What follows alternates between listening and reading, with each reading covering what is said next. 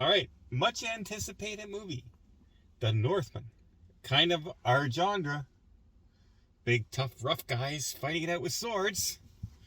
Yay, masculinity! Masculinity! Is it any good, though? Let's find out. Like it's great, but I mean, but Okay, unlike any other story ever told like this, it's all about a young boy whose father is killed, and he has to come back and take over the... Okay, the story has been told. a billion times. Okay, but Before. every story has been told. This is what this makes is- legends, right? But this is cliche number one, right? For this type of story. Yeah, but it will never go out of style. Well, we'll see. How did we like the movie, though? Starring Nicole Kidman. Is it Skarsgard? Yeah. Is his name? Is it Alexander? I think, but I'm not sure. There's so many. of them. He's from Tarzan, if you were wondering. Let me say this. Okay. The costumes and sets were awesome. Okay. It looked like it was filmed in Iceland. It didn't look like there were a lot of green screen until the end of the movie. Yeah. And then there was some CGI in there that I don't know where that came from, but... Okay, so like you said, it's all about Vikings, and there's a Viking king, and he has a son, and there's a lot of... He loves his son, he's going to take over for him when he dies, and then he's killed. By his... Brother. Well, yeah, the kid's uncle. And so he makes this oath to his father before his death that he will avenge him if he ever ends up dying. And so he takes off, he lives the life of a Viking, and he comes back for revenge. And this is very Viking-y. Oh, yeah. Yes. Right down to the songs, the voices, the talking, everything. There was a scene where a girl would sing a couple of times. Could they not have chosen somebody that could sing? Except I think they were trying to go for authenticity. I thought she was going to start smelling Aquaman's sweater. I thought the exact same thing. Are you gonna Here comes the Schneider cut. Yeah. That's what that is. Yeah. So this, like, when I say Viking-y, this is like cavemen with swords kind of thing. Right? Like there's a lot of growling, howling, wolf calls, and it gets very mystical, lots of symbolism, and witchcraft, believing in their gods, and different gods as well. And I like that kind of stuff. Couple twists, right? I'm right into that Norse god kind of stuff and everything. But there's just, and you know what? Alexander Skarsgård is a badass. Like, he's ripped. He's tough. He's big. Yeah, when they showed him doing his Viking-y stuff at the beginning, I said, I'm all in. Yeah. This guy looks epic. He's fierce. I want to be him. This is the second coming of Conan. It changes, though. Yeah. It goes into the story. and at first, what happens is he discovers where his uncle is gone. And he decides, it's time for my revenge. I'm going to head off there. And he disguises himself as a slave. Gets captured. Actually swims out to the boat. Hops on so he can become a slave to get near his uncle. And I said, that's a cool idea. That's a really cool idea. Here we go. All right. And then it just lingered. Yeah, then he just kept being a slave. And it wasn't as epic because his hair was cut, so he had a doofus haircut. He's wearing these doofus clothes that hide his ripped body. Yeah. I no longer feel pumped that he's out for revenge because now it's just like he's walking around biding his time. Yeah, and during this entire part, which is a good chunk of the movie, when there is like killing to be done and stuff, it's kind of behind the scenes in the dark. You don't see it. All action, because of the sword that he's using, needs to happen in the dark. Yeah. So everything's in the dark. It's called the Night Blade. It can only be used at night. Yeah. And it fails him numerous times. Why didn't I use the day blade? Yeah. However, it's a good thing he had the Night Blade, because at one point he gets captured. And one guard tries to open it during the day and says, oh, it didn't open, so let me leave it beside the captured slave. And walk away. Yeah. There were some things in this movie that were definitely eye-rolling moments. Yep. Yeah. Like he almost loses the final duel. Like he's there for 5 minutes, and the guy could have finished him off. Many times. Easily.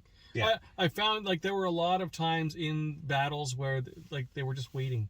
Okay, you ready? Okay, now I'll take a strike. Right? So all that, and I know it sounds like we're being critical about it. I liked it better than Secrets of Dumbledore. Yeah. Well, I stubbed my toe yesterday. I liked it better than the Secrets of Dumbledore. but I was thinking at the beginning, like the first quarter of the movie, I was thinking, okay, I'm starting at an 8. This is an 8. And then it kind of went down. Okay, well, this is, it's definitely a surefire 7. And then I started, is it even a 7? Mm-hmm. It did drop. It dropped a lot. They even tried to throw in a couple twists. You think, spoiler alert, you think the mother is being rescued and all that. And there's this one scene that the Oedipus complex kind of comes into play. And Mark and I just looked at each other. All right. Yeah, okay, they're gonna That's go there, different. huh? But then you figured out why she did it. Yeah. And so we won't spoil that. But I mean, it's just weird. So, like, I like the Norse god stuff. I like the sword fighting stuff. But it's missing something. Did you like the Anya Taylor-Joy stuff? I didn't mind that because she was a witch. And she was trying to hide the fact that she was a witch as well. I didn't mind that part at all. They always had the love story going on, and I like the fact that she could make a concoction that has guys doing weird things in their mind and stuff like that, as opposed to just casting a spell and all stuff happens. Right? I was a big fan of the. So. Everybody had them. Note to edit, Paul. right before this. That being said, yeah. What do you guys rate this? Is it a yeah, it looks, you should see it. Like the scenery and the cinematography was beautiful. Yeah, I don't think you need to see this in the theater. I don't. No. My big screen TV at home would have been fine for this, I think. Yeah, I'm going to give it a 6.9 only because a 7 is a good time. And you know what? It's one of those movies that I watched. I'm okay with it. It's not great. It's not horrible. But if it comes up on TV, I may not even watch it again. Yeah. It's just one of those, it left me... It's a one and done. Saying, you missed the boat on this one. You cut out too much. They really, like, the opening scene, you see them attacking this big village and everything. And then that's it. Now it's a farm with like 13 guys. And that's it. In the middle of nowhere. Yeah. So they cut the budget, they cut everything, and it's not what I wanted. And I know a lot of people, well, they're writing their movie, not what you want. I know. Tell you what. Yeah. You wrote your movie, I didn't enjoy it as much as I hoped I would have enjoyed this movie. Yeah. So, what do you give it? Yeah, I'm stuck. This movie's not for everybody. I think it was a better movie than my enjoyment level of it. You understand? Like, I think it was a good movie. It was well filmed, well acted. But my enjoyment level did not match the quality of the movie. It was mediocre acted. There was a lot of acting in it that I thought, like, lines were not delivered well. They're speaking Norse, and they don't speak Norse. I'm not just talking about speaking Norse. I'm just talking about the acting in general. Okay. I'll agree with Mark. I'll give it a 6.9. A 6.9. That's almost a 7. Yeah, but because I believe it's a well-made movie, but it just missed something for me to enjoy it that much. So I'm gonna give it a 6.9. What do you give it? 6.9. I'm giving it a 6 because I walked out more disappointed than enjoyed it. Yeah. In the film. Put it this way, it felt long. Very long. Yeah. And this is my genre. Like we should have been right into this movie. Yeah. There was missing something. And it wasn't, unfortunately. And I think that something that it was missing was goodness. I think what it was missing was more of that raw Viking stuff. Yeah. At least at the end. Yeah. And even the big climactic scene at the end was nothing. And less like animal chanting. Less of that. You didn't like the animal chanting? There was so much animal chanting.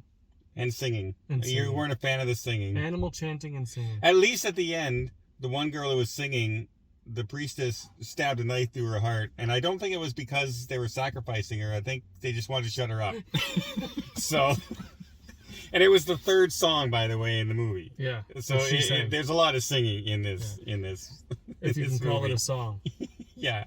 Okay. Obviously, we weren't that impressed, but 6.9 is not a bad score. I gave it a 6. Well, I thought it was well acted. The cinematography is really good, but they had me at the first half hour, and then they lost me for the rest of the film. It just didn't keep my attention going. Until next time, let us know what you guys think. Are you going to see the Northman? You probably haven't even heard of the Northman, because it's not on a lot of radars, but let us know in the comments down below, and we'll see you on the channel. Like it's great, but I mean, but